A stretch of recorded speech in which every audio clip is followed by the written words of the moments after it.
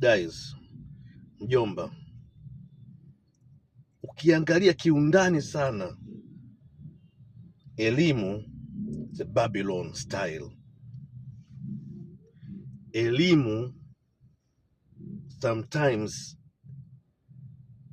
inatufundisha material mengi, kuandika kwingi, lakini katika uhalisia wa maisha ile elimu haiwezi kutusaidia.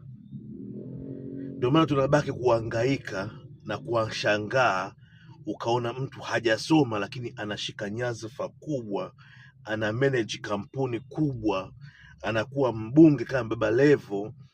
Unabaki unashangaa, huyu mbona hajasoma? Elimu inatufundisha mambo, tunaandika lakini hatuya practice yale mambo, kwa hiyo tunakuwa hatuyajui. Ndio maana mtu akitoka shule lazima tena atafute kozi ya kufanya, either akasome tena labda IT au akasome kitu kingine kozi, alafu ndio elimu yake itamboost. Elimu itamboost kuweza kuelewa kwa haraka na kuwa na upeo wa kuelewa kwa haraka yale masomo yanayofundishwa, na vile vile atavielewa kiundani zaidi, tofauti na mtu ambaye hajasoma, lakini akitoka vile vile kamaliza sekondari, chuo, hana kitu, hajui kitu chochote. Ukimpea kazini hajui hata kumwambia mteja, kumconvince mteja aweze kununua kitu, hajui chochote kile.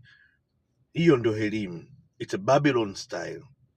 Kwa hiyo kama una uwezo, ni bora mtoto wako ukamfikisha form 4 au form 6, then ukampiga shortcut akaenda kusoma kitu ambacho atakifanyia practically huku anasoma, na akitoka hapo atakuwa ni good zaidi ya wale wanaoenda kusoma chuo na kuandika makaratasi mengi, notice nyingi, bila kuelewa anachokiandika kitu gani. Yeye atatoka yuko vizuri, na ukiweza kabisa ukampa kazi akafanya sehemu 1 year, baada ya hapo kamfungulia kampuni, mjomba, utakuwa umecheza kama Pele. Ivan the Don, I always love you. Napenda kuambia ukweli, elimu ni nzuri, lakini sometimes sio nzuri, kwa sababu itapoteza muda wako mwingi sana, utapoteza kusoma, halafu mwisho wa siku unaweza ukashangaa uko bench. Bye.